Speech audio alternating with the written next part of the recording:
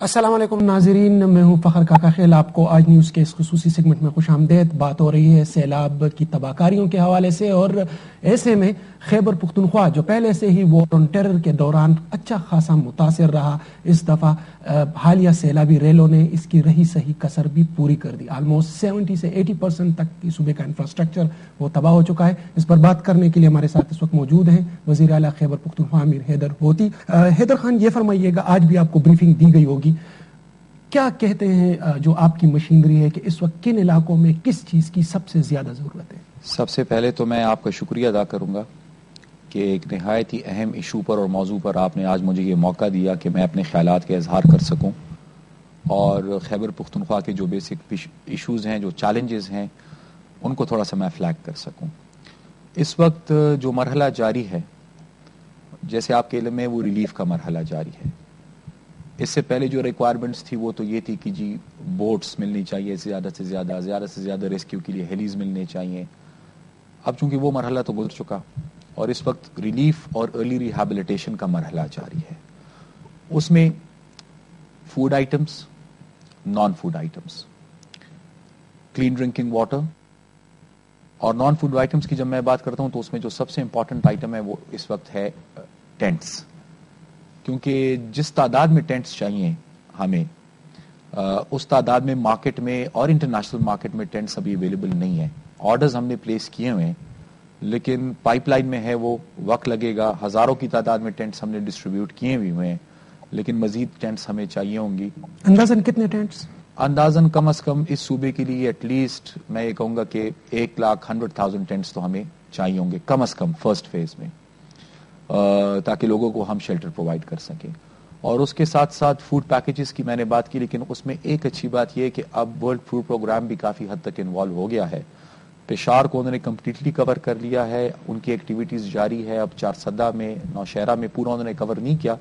جن ایریاز کو انہوں نے کور نہیں کیا وہ ہم اپنے ریسورسز سے کر رہے ہیں. اور اسی طریقے سے ورلڈ فوڈ پروگرام جو ہے یہ بڑھے گا پھر ہمارے اپر ریچز میں اور سدرن ڈسٹرکٹس میں. فوڈ ریلیٹڈ جو ہماری ریکوائرمنٹ ہے اس میں آلریڈی ICRC جو ہے وہ کنٹریبیوٹ کر رہی ہے. یہ فرمائیے کہ میں پھر یہ پوچھوں گا اسپیسیفکلی، ظاہری بات ہے کہ علاقوں کے حوالے سے ان کی ڈیمانڈز مختلف ہیں. اگر جنوبی اضلاع میں آپ دیکھیں وہاں پر ادویات جو وبا پھیلی ہوئی ہے، لیکن اگر آپ ندن سائڈ پہ دیکھیں تو وہاں پر شیلٹر کے ساتھ ساتھ فوڈ کی بھی ضرورت ہے. اگر آپ ڈی خان کے اندر جا کر دیکھیں تو وہاں پر تو زمین ہی نہیں ہے، زیادہ تر پانی ہے، تو وہ ٹینٹ کہاں پر لگائیں گے؟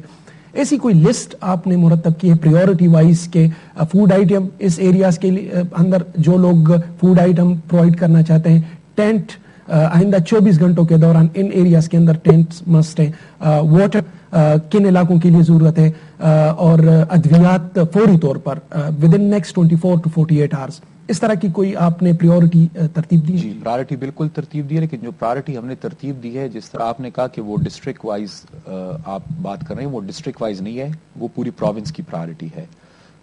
اس پرائرٹی میں ہمارے پرائرٹی لسٹ میں سب سے پہلے تو یہ ہے کہ ٹوٹل ڈیمانڈ کتنا ہے، اس کے اگینسٹ ہم نے ابھی تک کتنا پرووائڈ کیا ہے. اور جب میں ہم سے میرا مراد یہ ہے کہ پروونشل گورنمنٹ، فیڈرل گورنمنٹ اگر NDMA نے کچھ تھوڑا بہت دیا ہے اور انٹرنیشنل اسسٹنس جو آ رہی ہے، اور اس وقت اس میں گیپ کتنا ہے، اور اس کو پھر ہم نے پرائرٹیز دی ہوئی ہیں. اور وہ لسٹ جو ہے وہ PDMA کے پاس ہے، بالکل PDMA کے پاس وہ اویلیبل ہے، اور جس کو بھی اس کو ضرورت ہو ان کی ویب سائٹ پر بھی اویلیبل ہے، ان کے آفس میں بھی وہ لسٹ اویلیبل ہے. یہ فرمائیے گا کہ PDMA کی آپ نے بات کی، اس سے پہلے جب سوات آپریشن ہوا اور اب یہ سیلاب، لیکن ہم دیکھ رہے ہیں کہ ان کی کیپیسٹی یا ابھی PDMA اس طرح اس نے گروتھ نہیں کی تھی کہ اتنا بڑا ڈیزاسٹر ان کے اوپر آیا.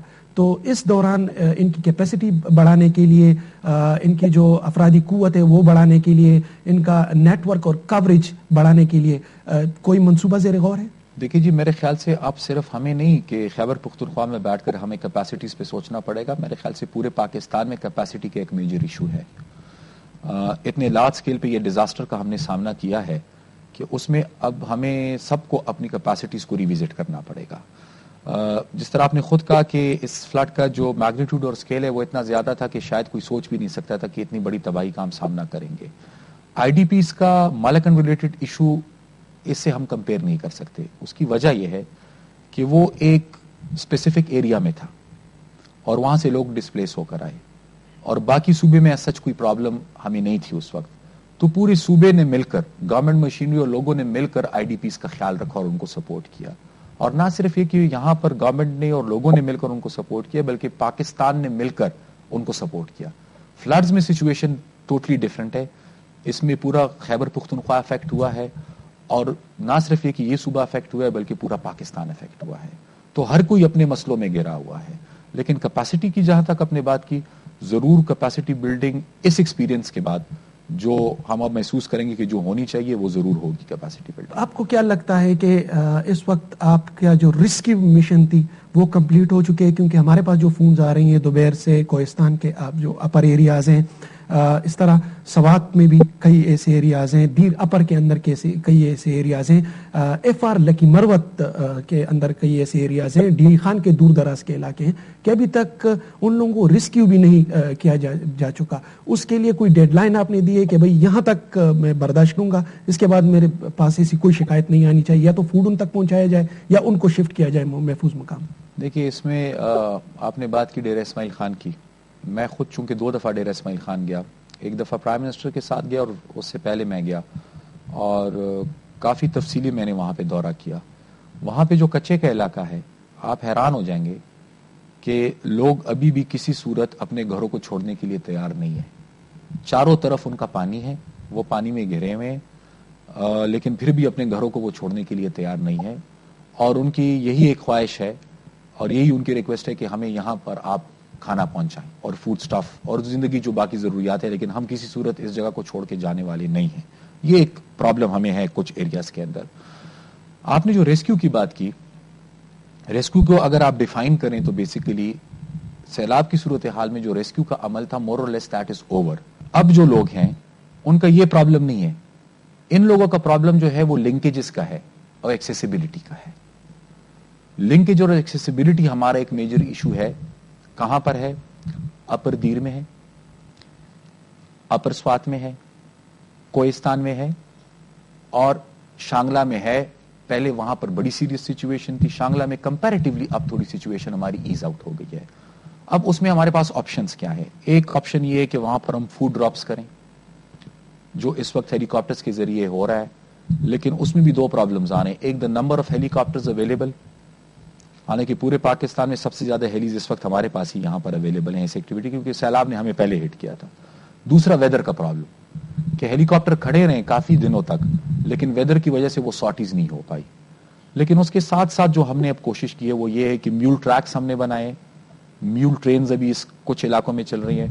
اس کے علاوہ جو لوکل ہماری ٹرالیز ہیں, چیئر لفٹس, ان کو ہم نے لگایا ہے, کوہستان میں لگایا ہے, سوات میں لگایا ہے, تاکہ تھوڑا بہت کوئی کنیکٹیوٹی تو ہماری بنے. اور سیکنڈلی جو ہے, جہاں پہ بھی ممکن ہو تو اگر پیدل کوئی یہ فوڈ کیری کر کے لے جا سکے تو اس کو باقاعدہ ہم, کوشش ہماری ہوگی, ورلڈ فوڈ پروگرام سے بھی ہم نے بات کی ہے کہ ان کو باقاعدہ ہم ان کی مزدوری دیں اس کو کیری کرنے کے لیے. لیکن اس وقت جو زیادہ انحصار ہے ہمارا وہ ایئر ڈراپس پر ہے اور سارٹیز پر ہے, اور کوشش یہی ہے کہ جلد سے جلد یہ لنکیجز بحال ہو, کیونکہ کنیکٹیوٹی کا ایک بہت بڑا پرابلم ہے.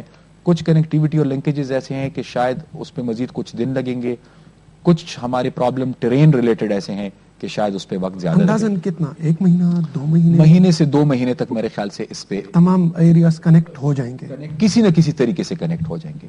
اب دیکھیں, اگر میں بات کرتا ہوں کنیکٹیوٹی کی تو 2 مہینے سے میرا یہ مراد نہیں کہ دوبارہ روڈ بحال ہو جائے گی, جو روڈ آلریڈی تھی بٹوین مدین اینڈ کالام, لیکن کوئی نہ کوئی آلٹرنیٹ کنیکٹیوٹی جو ہے at least that will be available. اور کچھ جگہوں میں آلریڈی وہ ہو چکا ہے, لیکن زیادہ تر میجورٹی ایریاز میں ابھی بھی کنیکٹیوٹی کا پرابلم ہے. حیدر خان, یہ فرمائیے گا, یہ ریسپانس میں تاخیر کیوں تھی؟ جو پہلے 2 دن تھے, پھر آپ نے ظاہر ایک اوور ویو کیا ہوگا کہ کہاں کہاں کیا کیا پرابلمز تھی, تو کیا بنیادی وجہ کیا تھی کہ یہ جو رسپانس تھا پہلے ابتدائی 2 دنوں میں, وجہ کیا تھی؟ کیا انتظامی پرابلمز تھے, یا کنیکٹیوٹی کے مسائل تھے, یا آپ کے پاس ریسورسز نہیں تھے؟ وجہ کیا تھی؟ بیسک جو پرابلم تھا, بیسیکلی وہ جو بات سمجھنے والی ہے وہ یہ ہے کہ اس کا سکیل اور میگنیٹیوڈ. کوئی بھی یہ ایکسپیکٹ نہیں کر رہا تھا کسی طریقے سے بھی کہ اتنی بڑی مقدار میں جو ہے وہ پانی آئے گا. آپ دیکھیں 1929 ریکارڈڈ ہسٹری میں ہمارے فلڈز جو ہیں بدترین فلڈز ہم نے وٹنس کیے 1929 میں. آپ اگر دیکھیں ابھی جو ریسنٹلی ڈیٹا آپ کے پاس اویلیبل ہے اس میں جو آپ کے فلوز رہے ہیں تو 2 گنا زیادہ نہیں بلکہ اکثر مقامات پر 3 گنا 1929 سے زیادہ فلڈ آپ کا آیا ہے. 7 دنوں کے اندر پورے پروونس میں ہم نے اپنے اینول رین سے 4 گنا زیادہ رین ریسیو کی ہے. مطلب ایوریج رین جو ہماری پوری سال میں ہوتی ہے خیبر پختونخوا میں صرف 7 دنوں میں وہ جو 27-28 سے لے کر 7 دن تھے آگے اس میں ہم نے 4 سالوں کا رین فال ریسیو کیا ہے اس پروونس نے. تو میگنیٹیوڈ اور سکیل اس کا اتنا تھا. اب آپ کہیں گے کہ جی امیڈیٹ رسپانس. اب دیکھیں جن کا رسپانس ہونا تھا وہ خود بھی بیچارے گھرے پڑے تھے. اب میں نوشہرہ کی آپ کو مثال دوں گا کہ نوشہرہ میں ایڈمنسٹریشن کو آپ چھوڑے جو ڈوبے ہوئے پڑے تھے, آرمی جو ہے وہاں پر کنٹونمنٹ وہ خود ڈوبے ہوئے تھے. اسی طریقے سے چارسدہ کے اندر ایک ایسی تباہی تھی کہ ہر کوئی آدمی چاہے وہ گورنمنٹ آفیشل تھا, چاہے وہ آرمی کے ہمارے لوگ تھے, چاہے وہ سٹیزنز تھے, تمام کے تمام لوگ 2 روز تک تو بالکل شاک میں تھے اور موومنٹ کی کوئی گنجائش نہیں تھی. اور اسی وجہ سے یہ ریسپانس نظر نہیں آ رہا تھا کیونکہ practically that was not possible. میں قطعاً تنقید نہیں کروں گا بلکہ بہادری کے ساتھ وہ صوبے اس وقت ان حالات کا مقابلہ کر رہے ہیں جو ان کی کیپیسٹی ہے اس سے بڑھ چڑھ کر رہے ہیں. ہمیں تو ایک دم اس نے گھیرا ہے. اگر آپ باقی پروونسز کو دیکھیں تو ان کے پاس تو وقت تھا, ہم سے بہت زیادہ وقت ان کے پاس تھا, لیکن پھر بھی ان کو پرابلمز فیس کرنے پڑے. اور کس وجہ سے فیس کرنے پڑے کہ اس کا میگنیٹیوڈ اور سکیل ایسا تھا کہ اب قدرت کی طرف سے جو ایک عذاب ہو تو انسان بے بس ہوتا ہے. فیڈرل گورنمنٹ نے اعلان کیا تھا کہ ہم سحری اور افطاری کے وقت بجلی جو لوڈ شیڈنگ ہے وہ نہیں کریں گے, لیکن اس کے باوجود وہ شہر میں نام لوں گا جیسے کہ سوات میں کافی دنوں بعد بجلی بحال ہو گئی, لیکن مردان کے اندر جس کے اوپر نوشہرہ کا اور ارد گرد کا پورا بوجھ پڑا ہوا ہے, ڈی خان کے اندر جس کے اوپر جنوبی وزیرستان, FR ٹانک اور جو لکی مروت کا بوجھ پڑا ہوا ہے, بنو کو جا کر آپ دیکھیں, کوہاٹ کے اندر آپ جا کر دیکھیں, تو یہ لوڈ شیڈنگ عوام اب یہ کہہ رہے ہیں کہ کسی طریقے سے کم از کم رمضان کے دنوں میں یہ بوجھ ہم سے تھوڑا سا ہمیں ریلیکسیشن دی جائے. اس حوالے سے آپ نے مرکز کے ساتھ کوئی بات کی ہے کہ آپ کچھ کر سکتے ہیں اپنی تئیں؟ میں بالکل مرکز سے بات کی ہے اور ایک دفعہ نہیں 3-4 دفعہ میں نے بات کی ہے. اس میں بیسیکلی 2 آپ کے پرابلم ایریاز آ رہے ہیں. ایک تو وہ ایریاز ہیں جس میں وابڈا کا انفراسٹرکچر متاثر ہو چکا ہے اور تباہ ہو چکا ہے, وہاں پر تو بجلی ہے ہی نہیں. وہاں پر تو اب ایشو یہ ہے کہ جلد سے جلد ہیومنلی جو پاسبل ہو اس بجلی کو بحال کیا جائے. جیسے بھی آپ نے خود کہا کہ بہت ہی کوششوں کے بعد 20 دن کے اندر مینج کیا وابڈا والوں نے, اور بڑی ان کی کوشش رہی ہے کہ مینگورو نے انرجائز کر دیا. باقی بھی ایریاز میں ہمارے ڈسٹریبیوشن لائن متاثر ہوئے ہیں, اس پہ بحالی کا کام جاری ہے.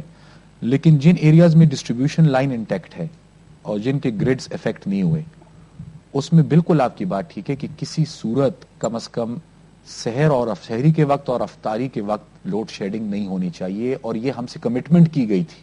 جی ناظرین, حیدر خان ہوتے ہی وزیر اعلیٰ خیبر پختونخوا کے ساتھ یہ بات چیت جاری رہے گی. یہاں